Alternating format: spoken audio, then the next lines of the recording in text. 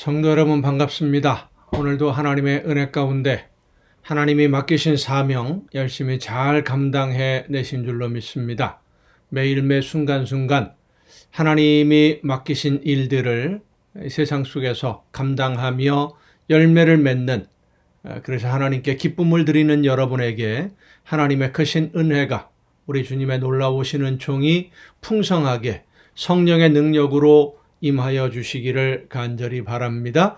오늘 우리가 함께 통독 은혜를 나눌 하나님의 말씀, 구약성경 욥기서 5장에 있는 말씀, 욥기서 5장 17절부터 27절까지 봉독합니다. 욥기 5장 17절부터 27절입니다. 볼지어다 하나님께 징계받는 자에게는 복이 있나니 그런즉 너는 전능자의 징계를 업신여기지 말지니라. 하나님은 아프게 하시다가 싸매시며 상하게 하시다가 그의 손으로 고치시나니 6가지 환난에서 너를 구원하시며 7가지 환난이라도 그 재앙이 내게 미치지 않게 하시며 기근 때의 죽음에서 전쟁 때의 칼의 위협에서 너를 구원하실 터인즉 내가 혀의 채찍을 피하여 숨을 수가 있고 멸망이 올 때에도 두려워하지 아니할 것이라. 너는 멸망과 기근을 비웃으며 들짐승을 두려워하지 말라. 들에 있는 돌이 너와 언약을 맺겠고 들짐승이 너와 화목하게 살 것이니라. 내가 내 장막의 평안함을 알고 내 우리를 살펴도 잃은 것이 없을 것이며 내 자손이 많아지며 내 후손이 땅의 풀과 같이 될 줄을 내가 알 것이라. 내가 장수하다가 무덤에 이르리니 마치 곡식단을 제때에 들어 올림 같으니라. 볼지어다 우리가 연구한 바가 이와 같으니 너는 들어보라. 그러면 내가 알리라. 아멘. 여러분, 이 세상에서 우리가 하는 일들 중에, 사람들이 하는 일 중에 제일 힘들고 제일 어려운 일이 무엇이라고 생각하십니까? 다른 사람에게 권면하고 다른 사람들을 교육하고 훈련해서 하나님이 원하시는 방향으로 인도하는 일이 가장 어려운 일, 가장 힘든 일이라고 생각이 됩니다. 권면한다, 권해서 인도하는 것을 말하는데 왜 이 권면하는 일이 힘들고 어려우냐 하면 이 권면을 받는 사람의 마음, 그 사람의 상황, 그 사람이 원하는 지금의 삶의 현실이 어떤지를 제대로 정확하게 알지 못하기 때문입니다. 오늘 본문을 보면 욥이 고난을 당하고 있을 때에 욥을 찾아온 세 친구 중에 첫 번째 엘리바스라고 하는 친구가 욥에게 권면하는 말이 4장, 5장에 이어지게 되는데요.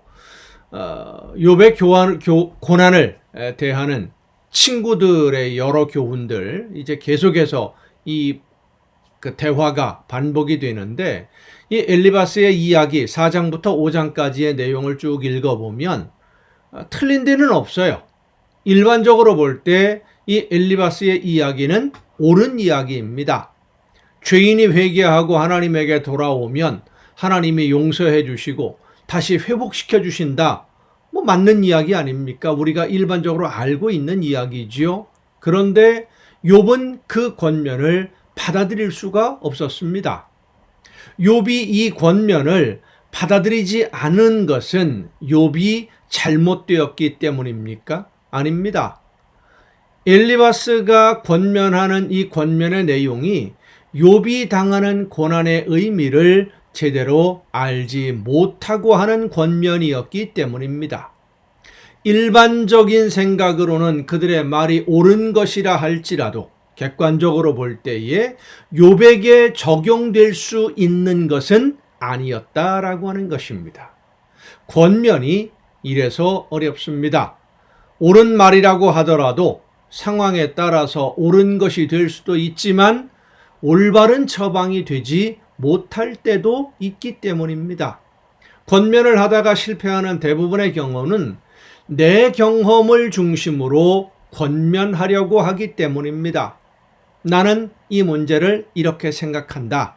라고 내가 생각하는 내 판단을 기초로 하고 권면을 하게 되면, 다시 말해서 우리 주위에 있는 어떤 사람들의 어려운 상황, 힘든 일들, 왜 어려움을 당하는지, 왜 힘든 일을 당하는지 그것을 정확하게 아시는 분은 하나님이신데, 내가 하나님 자리에 서서 판단하고 그 다음에 가르치려고 하다 보니까 내 입장에서 상대방을 가르치려고 하기 때문에, 판단하기 때문에 그 권면이 받아들여지기 어려운 것입니다. 권면이라고 하는 것은 내 입장에서 생각하고 권하는 것이 아니라 상대방의 입장에서 생각하고 그 처지를 이해하고 그 마음을 헤아리고 상대방이 중심이 되어서 하나님이 주시는 말씀으로 인도하는 것이 권면입니다. 그래서 올바른 권면은 성령의 역사하심 속에 있음을 기억하시기를 바랍니다. 정말로 권면을 받아들일 만한 마음의 자세가 준비되어 있을 때 하나님은 성령의 역사하심으로 말씀을 들을 때, 혹은 찬양을 통해서 말씀을 읽으면서, 혹은 이웃과의 대화 속에서 하나님의 뜻을 깨달아 알게 해 주십니다. 혹은 누군가를 통해서 권면하게 하실 수도 있습니다. 하나님이 원하시는 뜻이 무엇인지를 가르쳐 주시기 위해서. 우리는 권면하기에 앞서서 나 자신을 먼저 생각해 봐야 됩니다. 하나님이 보시기에 권면하는 자로 쓰여질 만한 준비가 내가 되어 있는지, 하나님이 쓰시는 도구로 내가 준비가 되어 있는지 먼저 나 자신을 돌아보고, 그리고 권면하고자 하는 그 사람의 입장에서 그 처지를 이해하고 하나님이 원하시는 말씀을 바르게 전할 수 있기 위해서 많이 기도해야 됩니다. 성령께서 인도하시는 대로 쓰임받기 위해서 기도하며 권면하고, 또 권면을 받아들임으로 인해서 함께 아름다운 하나님의 나라를 이루어가는 우리 모두가 될 수 있기를 간절히 바랍니다. 기도하시겠습니다. 크신 사랑으로 저희들의 삶을 하나님의 나라를 향하여 걸을 수 있도록 인도해 주시는 아버지 하나님, 하나님이 원하시는 뜻대로 서로가 서로를 권면하며 또 권면을 받아들여서 아름다운 조화를 이루어 하나님의 나라에 합당한 열매로 익어가는 우리 모두가 되게 하여 주시옵소서. 이 모든 말씀을 예수님의 이름으로 기도하옵나이다. 아멘. 오늘 우리가 함께 통독할 하나님의 말씀, 구약성경 출애굽기서 19장입니다. 출애굽기 19장부터 이제 이스라엘 백성들이 시내산에, 하나님의 그 약속의 산에 도착을 해서 하나님과 계약을 맺는, 하나님의 말씀을 듣고 그 말씀을 따라 순종하겠다라고 하는 언약을 맺는 장면인데, 여기에 또 돌발 변수가 생깁니다. 어떤 일이 생기는지 한번 말씀을 함께 통독을 하시겠습니다. 출애굽기 19장입니다. 이스라엘 자손이 애굽 땅을 떠난 지 3개월이 되던 날 그들이 시내 광야에 이르니라. 그들이 르비딤을 떠나 시내 광야에 이르러 그 광야에 장막을 치되 이스라엘이 거기 산 앞에 장막을 치니라. 모세가 하나님 앞에 올라가니 여호와께서 산에서 그를 불러 말씀하시되 너는 이같이 야곱의 집에 말하고 이스라엘 자손들에게 말하라.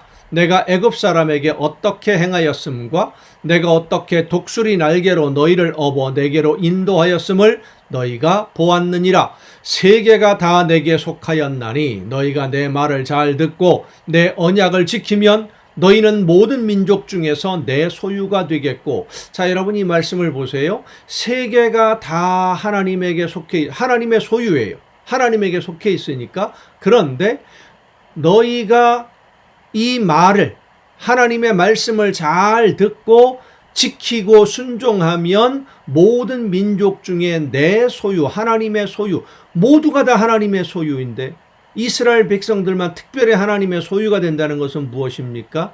하나님의 말씀을 듣고 하나님이 원하시는 뜻을 이루어가는 제사장 같은, 하나님의 뜻을 세상 사람들에게 알리는 하나님의 대리인들이 된다라고 하는 말씀이에요. 너희가 내게 대하여 제사장 나라가 되며, 바로 이 말씀이지요. 거룩한 백성이 되리라. 너는 이 말을 이스라엘 자손에게 전할지니라. 모세가 내려와서 백성의 장로들을 불러 여호와께서 자기에게 명령하신 그 모든 말씀을 그들 앞에 진술하니, 백성이 일제히 응답하여 이르되 여호와께서 명령하신 대로 우리가 다 행하리이다. 모세가 백성의 말을 여호와께 전하매, 자, 하나님이 말씀하셨고 백성들이 듣고 약속을 하죠. 이것이 바로 언약입니다. 계약입니다. 여호와께서 모세에게 이르시되 내가 빽빽한 구름 가운데서 내게 임함은 내가 너와 말하는 것을 백성들이 듣게 하며 또한 너를 영영히 믿게 하려 함이니라. 모세가 백성의 말을 여호와께 아뢰었으므로 여호와께서 모세에게 이르시되 너는 백성에게로 가서 오늘과 내일 그들을 성결하게 하며 그들에게 옷을 빨게 하고 준비하게 하여 셋째 날을 기다리게 하라. 이는 셋째 날에 나 여호와가 온 백성의 목전에서 시내산에 강림할 것임이니, 너는 백성을 위하여 주위의 경계를 정하고 이르기를 너희는 삼가 산에 오르거나 그 경계를 침범하지 말지니 산을 침범하는 자는 반드시 죽임을 당할 것이라. 자, 지금 이스라엘 백성들과 하나님과의 계약이 이루어지는 상황인데, 그 계약이 이루어지는 중간에 누가 있습니까? 모세가 있고 아론이 있지요. 하나님이 모세와 아론을 통해서 말씀하시면 모세와 아론이 백성들에게 이야기를 해요. 이러한 관계가 이스라엘 백성들이 모든 세상 사람들과 하나님 사이에 모세 역할을 하는, 제사장 역할을 하는, 하나님의 말씀을 듣고 실천함으로 세상 사람들에게 하나님이 어떤 분인지를 전하게 되는 이 역할을 감당하게 된다. 이제 그 언약을 맺겠다라고 하는 것입니다. 그런 자에게 산에 오를 때 하나님이 말씀하실 때 경계를 침범해서 하나님을 직접 보겠다고 올라오는 사람 없도록 하라는 말씀이에요. 그런 자에게는 손을 대지 말고 돌로 쳐 죽이거나 화살로 쏘아 죽여야 하리니 짐승이나 사람을 막론하고 살아남지 못하리라 하고 나팔을 길게 불거든 산 앞에 이를 것이니라 하라. 모세가 산에서 내려와 백성에게 이르러 백성을 성결하게 하니 그들이 자기 옷을 빨더라. 모세가 백성에게 이르되 준비하여 셋째 날을 기다리고 여인을 가까이 하지 말라 하니라. 셋째 날 아침에 우레와 번개와 빽빽한 구름이 산 위에 있고 나팔 소리가 매우 크게 들리니 진중에 있는 모든 백성이 다 떨더라. 모세가 하나님을 맞으려고 백성을 거느리고 진에서 나오매 그들이 산 기슭에 서 있는데 시내산에 연기가 자욱하니 여호와께서 불 가운데서 거기 강림하신지라. 그 연기가 옹기까마 연기같이 떠오르고 온 산이 크게 진동하며 나팔 소리가 점점 커질 때에 모세가 말한즉 하나님이 음성으로 대답하시더라. 여호와께서 시내산 곧 그 산 꼭대기에 강림하시고 모세를 그리로 부르시니 모세가 올라가매 여호와께서 모세에게 이르시되 내려가서 백성을 경고하라. 백성이 밀고 들어와 나 여호와에게로 와서 보려고 하다가 많이 죽을까 하노라. 또 여호와께 가까이 하는 제사장들에게 그 몸을 성결하게 하라. 나 여호와가 그들을 칠까 하노라. 모세가 여호와께 아뢰되 주께서 우리에게 명령하여 이르시기를 산 주위에 경계를 세워 산을 거룩하게 하라 하셨은즉 백성이 시내산에 오르지 못하리이다. 여호와께서 그에게 이르시되 가라. 너는 내려가서 아론과 함께 올라오고 제사장들과 백성에게는 경계를 넘어 나 여호와에게로 올라오지 못하게 하라. 내가 그들을 칠까 하노라. 모세가 백성에게 내려가서 그들에게 알리니라. 20장입니다. 드디어 하나님이 모세에게 계명을 주십니다. 하나님이 원하시는 뜻이 무엇이냐? 법을 주시는 거예요. 하나님이 이 모든 말씀으로 말씀하여 이르시되 나는 너를 애굽 땅 종되었던 집에서 인도하여 낸 내 하나님 여호와니라. 너는 나 외에는 다른 신들을 내게 두지 말라. 너를 위하여 새긴 우상을 만들지 말고 또 위로 하늘에 있는 것이나 아래로 땅에 있는 것이나 땅 아래 물속에 있는 것에 어떤 형상도 만들지 말며 그것들에게 절하지 말며 그것들을 섬기지 말라. 나 네 하나님 여호와는 질투하는 하나님인즉 나를 미워하는 자의 죄를 갚되 아버지로부터 아들에게로 3, 4대까지 이르게 하거니와 나를 사랑하고 내 계명을 지키는 자에게는 1000대까지 은혜를 베푸느니라. 나는 내 하나님 여호와의 이름을 망령되게 부르지 말라. 여호와는 그의 이름을 망령되게 부르는 자를 죄 없다 하지 아니하리라. 안식일을 기억하여 거룩하게 지키라. 엿새 동안은 힘써 내 모든 일을 행할 것이나 일곱째 날은 내 하나님 여호와의 안식일인즉 너나 내 아들이나 내 딸이나 내 남종이나 내 여종이나 내 가축이나 내 문 안에 있는 머무는 객이라도 아무 일도 하지 말라. 이는 엿새 동안에 나 여호와가 하늘과 땅과 바다와 그 가운데 모든 것을 만들고 일곱째 날에 쉬었음이라. 그러므로 나 여호와가 안식일을 복되게 하여 그날을 거룩하게 하였느니라. 그러니까 이 안식일을 기억하여 거룩하게 지키라 라고 하는 이 출애굽기서에서의 하나님의 말씀의 의미는 하나님이 이 모든 세상을 창조하셨고 일곱째 날에 쉬셨으니까 너희들은 하나님의 창조하심을 기억하고 하나님이 주인이심을 기억하고 하나님을 경배하라는 뜻이죠. 12절입니다. 내 부모를 공경하라. 그리하면 내 하나님 여호와가 내게 준 땅에서 내 생명이 길리라. 살인하지 말라. 간음하지 말라. 도둑질하지 말라. 내 이웃에 대하여 거짓 증거하지 말라. 내 이웃의 집을 탐내지 말라. 내 이웃의 아내나 그의 남종이나 그의 여종이나 그의 소나 그의 나귀나 물은 내 이웃의 소유를 탐내지 말라. 뭇 백성이 우레와 번개와 나팔소리와 산의 연기를 본지라. 그들이 볼 때에 떨며 멀리 서서 모세에게 이르되 당신이 우리에게 말씀하소서 우리가 들으리이다. 하나님이 우리에게 말씀하시지 말게 하소서 우리가 죽을까 하나이다. 모세가 백성에게 이르되 두려워하지 말라. 하나님이 임하심은 너희를 시험하고 너희로 경외하여 범죄하지 않게 하려 하심이니라. 백성은 멀리 서 있고 모세는 하나님이 계신 흑암으로 가까이 가니라. 여호와께서 모세에게 이르시되 너는 이스라엘 자손에게 이같이 이르라. 내가 하늘로부터 너희에게 말하는 것을 너희 스스로 보았으니 너희는 나를 비겨서 은으로나 금으로나 너희를 위하여 신상을 만들지 말고 내게 토단을 쌓고 그 위에 내 양과 소로 내 번제와 화목제를 드리라. 내가 내 이름을 기념하게 하는 모든 곳에서 네게 임하여 복을 주리라. 네가 내게 돌로 제단을 쌓거든 다듬은 돌로 쌓지 말라. 네가 정으로 그것을 쪼면 부정하게 함이니라. 뭔가 모양을 만들지 말라는 겁니다. 하나님 어떤 모양으로 형상화시킬 수 없는 거니까 너는 층계로 내 제단에 오르지 말라. 내 하체가 그 위에서 드러날까 함이니라. 21장입니다. 네가 백성 앞에 세울 법규는 이러하니라. 네가 히브리 종을 사면 그는 6해 동안 섬길 것이요 7째 해에는 몸값을 물지 않고 나가 자유인이 될 것이며 안식년에 관한 법이지요. 만일 그가 단신으로 왔으면 단신으로 나갈 것이요 장가 들었으면 그의 아내도 그와 함께 나가려니와 만일 상전이 그에게 아내를 주어 그의 아내가 아들이나 딸을 낳았으면 그의 아내와 그의 자식들은 상전에게 속할 것이요 그는 단신으로 나갈 것이로되 만일 종이 분명히 말하기를 내가 상전과 내 처자를 사랑하니 나가서 자유인이 되지 않겠노라 하면 상전이 그를 데리고 재판장에게로 갈 것이요 또 그를 문이나 문설주 앞으로 데리고 가서 그것에다가 송곳으로 그의 귀를 뚫을 것이라. 그는 종신토록 그 상전을 섬기리라. 귀고리가 이렇게 해서 만들어진 겁니다. 종이라고 하는 표식이죠.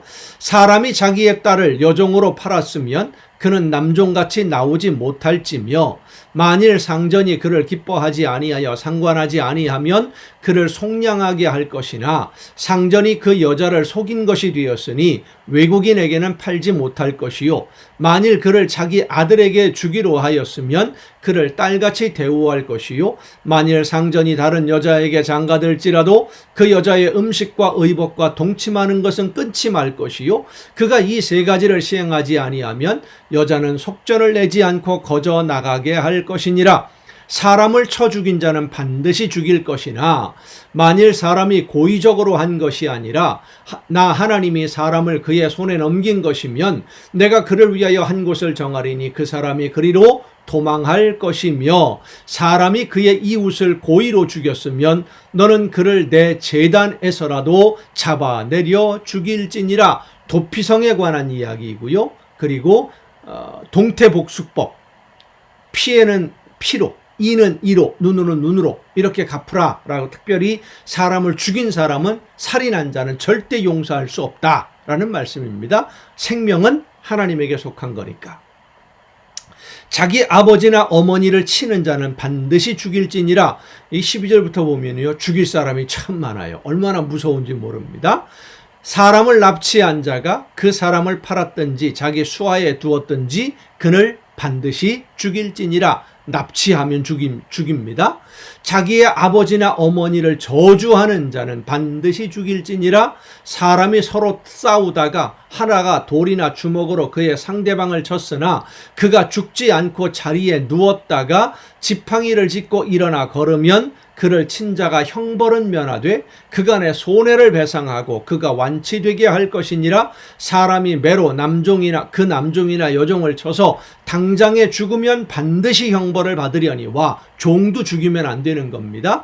그가 하루나 이틀을 연명하면 형벌을 면하리니 이는 그는 상전의 재산임이라. 사람이 서로 싸우다가 임신한 여성을 쳐서 낙태하게 하였으나 다른 해가 없으면 그 남편의 청구대로 반드시 벌금을 내되 재판장의 판결을 따라 낼 것이니라. 그러나 다른 해가 있으면 갚되 생명은 생명으로, 눈은 눈으로, 이는 이로, 손은 손으로, 발은 발로, 된 것은 된 것으로, 상하게 한 것은 상함으로, 때린 것은 때림으로 갚을지니라. 이 동태복수법이 약한, 힘이 없는 연약한 사람들에게는 얼마나 위대한 법인지 모릅니다. 힘이 없어서 부자에게 얻어맞았는데 돈으로만 해결하면 안 되지 않습니까? 똑같이 해줄 수 있는, 갚을 수 있는, 그러니까 함부로 나보다 약한 사람이라고 그래서 함부로 대하지 말라는 거예요. 똑같이 존중하라는 겁니다. 복수를 하는 것이 목적이 아니라 두려움을 가지고 서로를 존중하라는 것이 이 법의 목적입니다.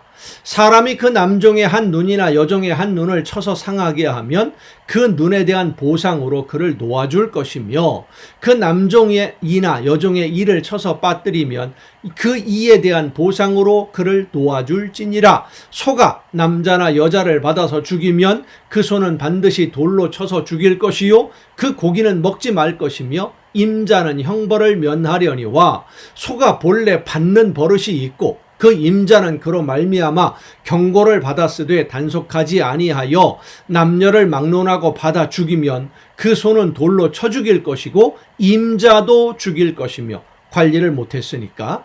만일 그에게 속죄금을 부과하면 무릇 그 명령한 것을 생명의 대가로 낼 것이요 아들을 받든지 딸을 받든지 이 법규대로 그 임자에게 행할 것이며, 소가 만일 남종이나 여종을 받으면 소 임자가 은 30세겔을 그의 상전에게 줄 것이요 소는 돌로 쳐서 죽일지니라. 사람이 구덩이를 열어두거나 구덩이를 파고 덮지 아니하므로 소나 나귀가 거기에 빠지면 그 구덩이 주인이 잘 보상하여 짐승의 임자에게 돈을 줄 것이요 죽은 것은 그가 차지할 것이니라. 이 사람의 소가 저 사람의 소를 받아 죽이면 살아있는 소를 팔아 그 값을 반으로 나누고 또한 죽은 것도 반으로 나누려니와, 그 소가 본래 받는 버릇이 있는 줄을 알고도 그 임자가 단속하지 아니하였으면 그는 소로 소를 갚을 것이요 죽은 것은 그가 차지할지니라. 아멘. 고의성이 있느냐 없느냐, 알면서도 조치를 취했느냐, 책임을 다하지 아니하였느냐, 이런 것들이 이제 그 보상 규정에 중요한 역할을 한다. 고대 사회에서 아주 중요한 법 규정입니다. 여러분, 오늘도 수고 많으셨습니다. 내일 또 저녁 이 기도회 시간에, 가정 예배 시간에 여러분 모두 한 마음으로 만나서 함께 예배하며 우리의 가정을 천국으로 이루어갈 수 있기를 바랍니다. 내일 뵙겠습니다.